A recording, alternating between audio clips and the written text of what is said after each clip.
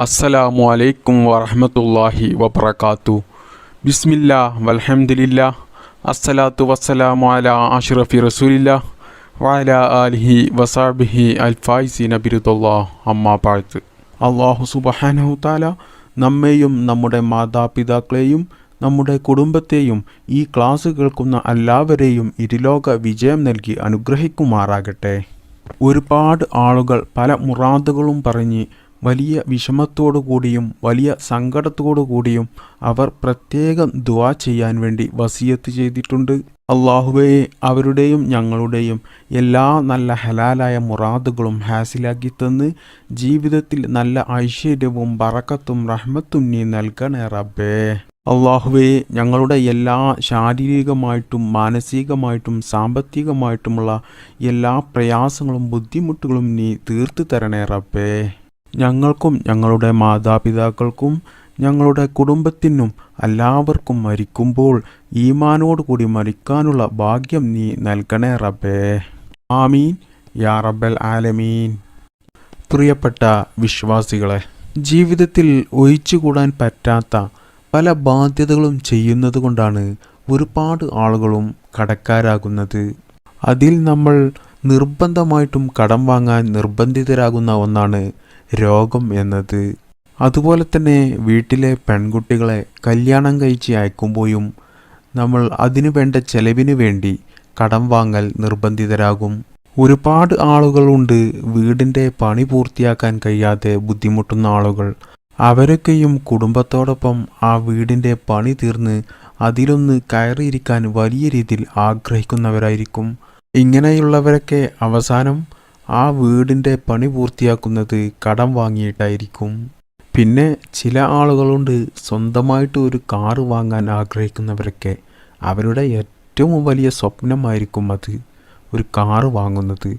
അങ്ങനെയുള്ളവരും അതുപോലെ തന്നെ സ്വന്തമായിട്ട് ബിസിനസ് ആരംഭിച്ച് ജീവിതത്തിൽ ഒന്ന് രക്ഷപ്പെടാൻ ആഗ്രഹിക്കുന്നവരുണ്ടാകും.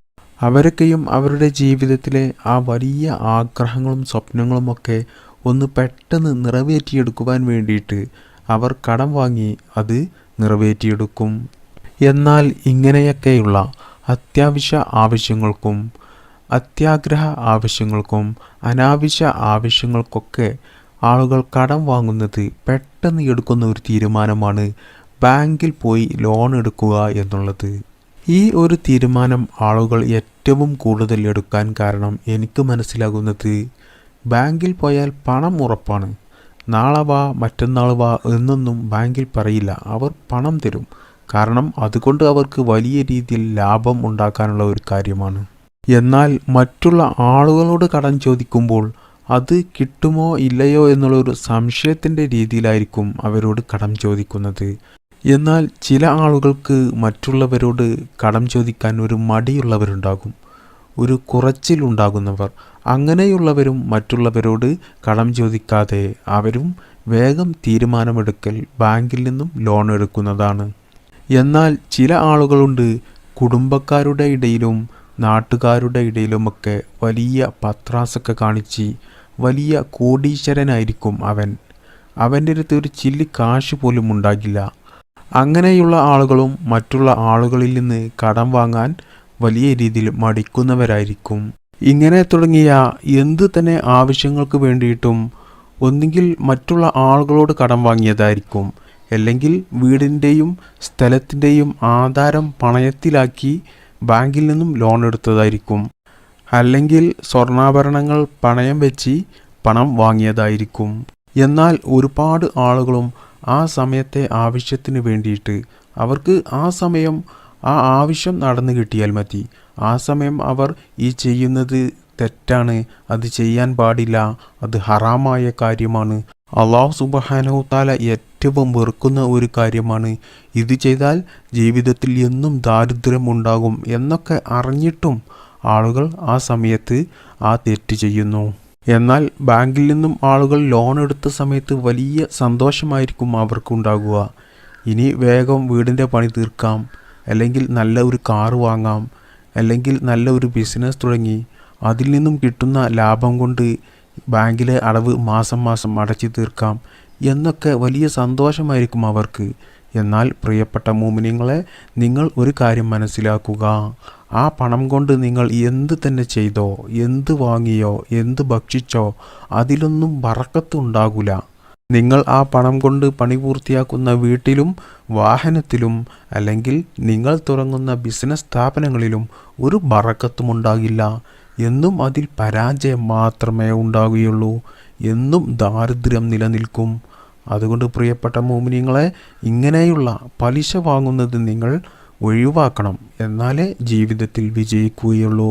മാത്രമല്ല, അള്ളാഹുവിന് നമ്മോടുള്ള ഇഷ്ടം കുറയുകയും അവിടുന്ന് നമുക്ക് ലഭിക്കുന്ന എല്ലാ അനുഗ്രഹങ്ങളും കാരുണ്യവുമൊക്കെ നമുക്കില്ലാതെയാകുകയും ചെയ്യും. ലോൺ എടുത്ത എല്ലാ വീടുകളിലും നിങ്ങൾ ശ്രദ്ധിച്ചു നോക്കേണ്ടി. ഇതായിരിക്കും അവസ്ഥ. അവിടെ അള്ളാഹുവിൻ്റെ ഒരു കാരുണ്യവും ഒരു അനുഗ്രഹവും ഉണ്ടാവില്ല. ഒരു കാര്യത്തിലും ബറക്കത്തും ഉണ്ടാകില്ല. എല്ലാ സമയത്തും ദാരിദ്ര്യമായിരിക്കും അവർക്കുണ്ടാകുക. അതായത് ഈ ലോൺ എടുക്കുന്നതിൻ്റെ വലിയ ഒരു ദോഷം, എല്ലാ മാസവും കിട്ടുന്ന ശമ്പളത്തിൻ്റെ വലിയൊരു തുക ഈ ലോണിലേക്ക് തന്നെ മാറ്റിവെക്കേണ്ടി വരും. അത് ഇനി അടവ് അടക്കാൻ കഴിയാതെ തെറ്റിപ്പോയാലോ? അത് ഒരു ചെറിയ ശമ്പളക്കാരെ സംബന്ധിച്ചിടത്തോളം അത് അവർക്കൊരു വലിയ ഭാരമായി തീരും. അടവ് തെറ്റുന്തോറും പലിശ ഇരട്ടിയായി പിന്നീട് വലിയ ഒരു കടബാധ്യസ്ഥരാകും അവർ. മാത്രമല്ല, കിട്ടുന്ന ശമ്പളത്തിൻ്റെ ഭൂരിഭാഗം പണവും ബാങ്കിലെ അടവിലേക്ക് പോകുന്നത് കൊണ്ട് തന്നെ വീട്ടിലെ മറ്റുള്ള ചിലവുകൾക്ക് തികയാതെ വരും. നമുക്കറിയാമല്ലോ, ഇപ്പോഴത്തെ കാലഘട്ടത്തിൽ ഒരു വീട്ടിൽ ഒരു കുടുംബത്തിന് ചിലവ് കഴിഞ്ഞു പോകണമെങ്കിൽ എത്ര പണം വേണ്ടിവരും എന്നുള്ളത്. അത് ഇനി ആർക്കെങ്കിലും കുടുംബത്തിൽ ഒരു രോഗം വന്നാൽ പിന്നീട് പറയും വേണ്ടി വരില്ല. വലിയ ദാരിദ്ര്യത്തിൻ്റെ അടിയിലേക്ക് പോകും.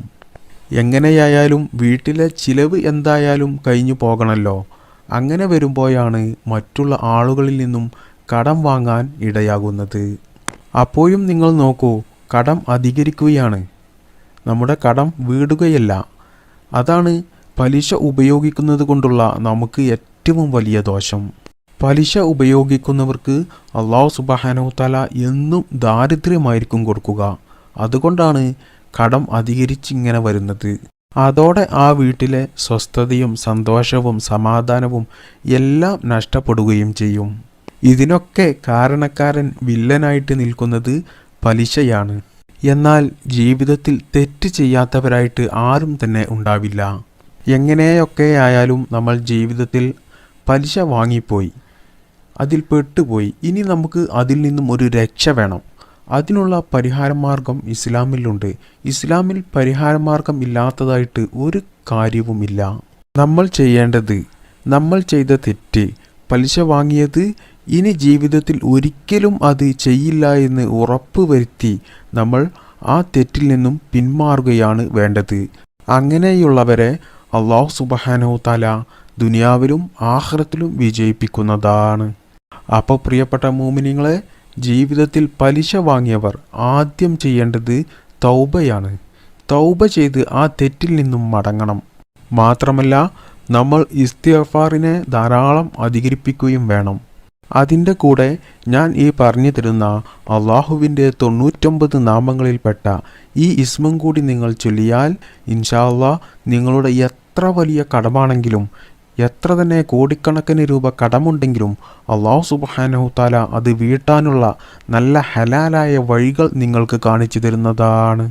അപ്പോൾ അതിനുവേണ്ടി നമ്മൾ ചൊല്ലേണ്ട ഇസ്മ ഇതാണ്: യാ ബർറു യാ അല്ലാഹ്. ഗുണം ചെയ്യുന്നവൻ, ഉപകാരം ചെയ്യുന്നവൻ എന്നൊക്കെയാണ് ഇതിൻ്റെ അർത്ഥം വരുന്നത്. ഈ ഇസ്മ കടമുള്ള എല്ലാവരും എല്ലാ ദിവസവും നിങ്ങൾ 700 പ്രാവശ്യം ഈ ഇസ്മ ചൊല്ലുക. ഈ ഇസ്മ നിങ്ങൾ എല്ലാ ദിവസവും 700 പ്രാവശ്യം പതിവാക്കിയാൽ അള്ളാഹുവിൻ്റെ അനുഗ്രഹവും അള്ളാഹുവിൻ്റെ സഹായവും അള്ളാഹുവിൻ്റെ കാവലും നിങ്ങൾക്ക് എല്ലാ സമയത്തും ഉണ്ടാകും.